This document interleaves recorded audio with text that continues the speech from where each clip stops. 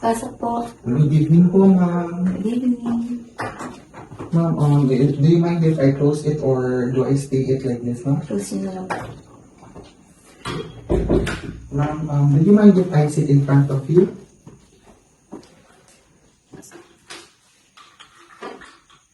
Good evening, ma'am. Allow me to introduce myself.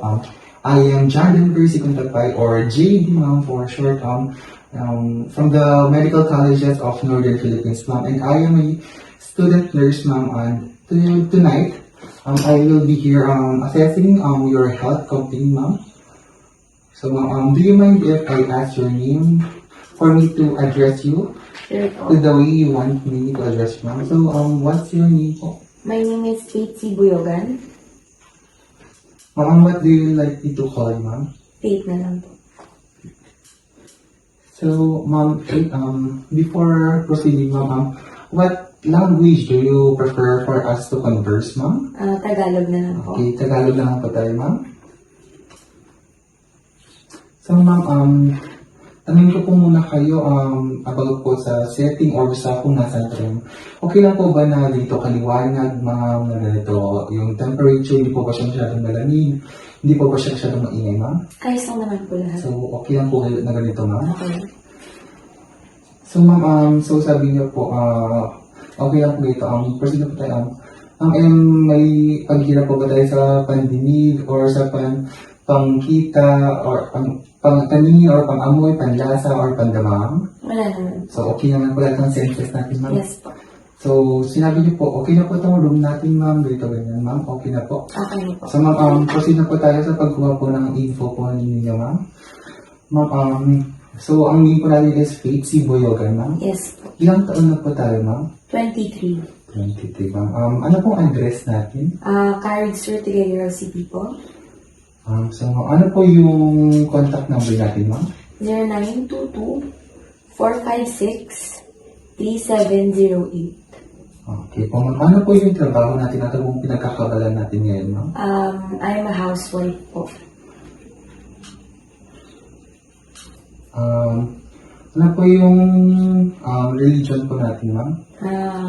Catholic po. So, married na po tayo, ma'am? Yes po. Sino pong kasama natin ngayon, ma'am? Yung asawa ko po. Diyan. Pwede pong makuha yung pangalan niya, ma'am? Sige po. Mark po. Mark? Mark Buyogan.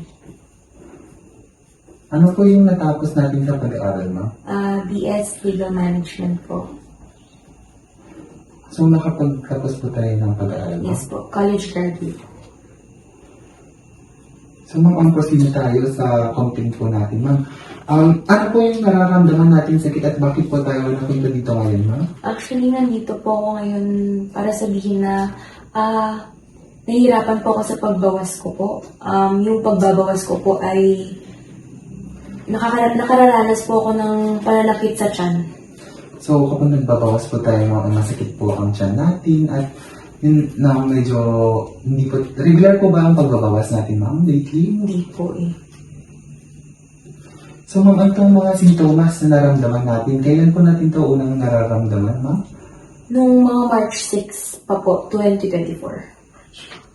So, ma'am, sabihin natin March 6, tapos ngayon March 15 na po, ma'am. Sabihin natin nasa 7 to 8 days na po siya natin nararamdaman. Yes po.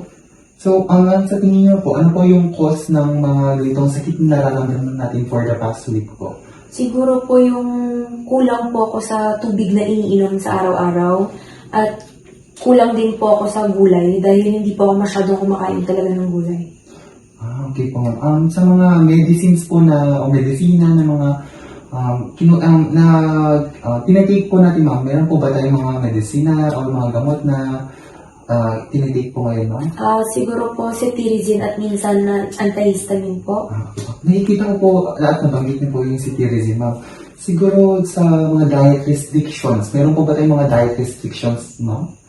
Allergic po kasi talaga ako sa seafoods, kaya tinatry ko pong hindi kumain talaga, pero minsan napapakain po, kaya nagtitake po ako ng ganyang gamot. So, meron po ba tayong any history or background po sa ganitong sakit na nararamdaman po natin kung bakit po tayo nagkakagaroon ng itong sakit, ma'am? Actually, wala naman po bukod po sa migraine siguro at flu. Kaya po minsan nag-take din ako ng Neozep, paracetamol, ganun po. Okay po, ma'am. So, cetirizine, pampatanggal ng sakit ng ulo, ma'am. Tapos Yes po. paracetamol, ganun po yung mga tinitake natin ngayon, ma'am. So, mapunta lang po tayo sa regarding po talaga sa ating complaint, ma'am. Ano po yung color ng ating ihi po lately, ma'am? Yellowish po kasi yun nga po, kulang po ko sa tubig na iniinom araw-araw. Paano naman po sa discharge output po natin, ma'am? Pwede po natin i-describe? Yun, matigas po yung discharge ko, yung binabaw kapag nagbabawas po kung matigas po, which is nagkakos po ng pain sa tiyan ko talaga. Pananakit sa tiyan. Okay po, ma'am. Meron pa po ba tayong any other complaint? Wala naman. Okay po. Ma'am, nabanggit niyo po yung yellowish na pag-ihi at yung medyo irregularity or hindi regular na pagbabawas o yung matigas na Yes po. tayo po natin, ma'am. Ano po yung pain scale? O ano po natin 1 to 10? Paano po natin may-describe sa pag-ihi po? 1 to 2 lang naman po. Paano naman po sa pagbabawas, ma'am? 8. So, mas nakakaramdam po tayo ng sakit sa pagbabawas kumpara sa okay po. Yes po. Gaano po tayo kadalas magbawas po sa isang linggo o isang araw po? Sa isang, hindi po 2 to 3 days po.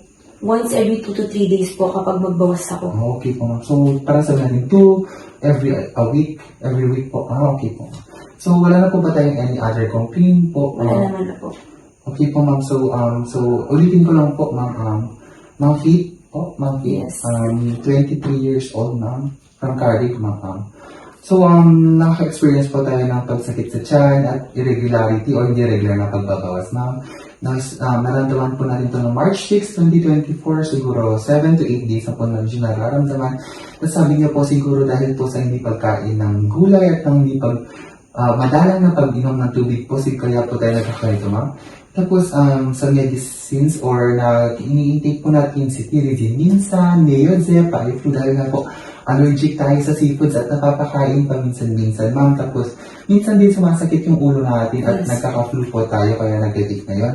Kasi history, wala naman po masyado kasi yun nga po, migraine lang po, allergic reaction lang po minsan sa may seafoods na kinakain po natin, ma'am. Tapos sa color po ng ihi natin, yellowish po dahil po sa hindi pag-inom ng tubig masyado. Sa discharge po, yun nga po, medyo matigas po nga po kasi nga po sa pagkain ng gulay, sabi niyo po. Next po is other complaint. Wala naman na po tayong nasabing complaint at gustong i-complaint pa Wala mga naman. Sa pain scale, sinabi niyo po na pag-ihi, 1 to 2 lang po out of 10.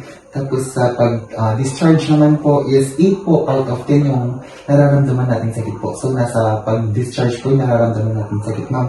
Tapos discharge a day, ma'am. Sabi ko po, hindi po siya a day. Like, once every 2 to 3 days. So, 2 beses po sa isang linggo po tayo nakakapag-discharge, ma'am. Tama po ba? So, ma'am, wala na po ba tayong other complaint po talaga, ma'am? Wala naman na po. Okay po, Yun lang. ma'am. I-refer ko na lang po ito kay Doc. And then, update ko na lang po kayo ngayon po or i-text ko po kayo if kaya pong tapusin ni Doc yung regarding po sa complaint natin, ma'am. Okay lang po ba sa inyo yun? Yes po. Sige po, ma'am. Tawagan ko na lang po kayo or update ko po kayo. Kayo ngayon mamaya. If matapos po ni Doc yung complaint niyo po ngayong araw po. Sige po, ma'am. Thank you po. Thank you po, ma'am. Get well soon po.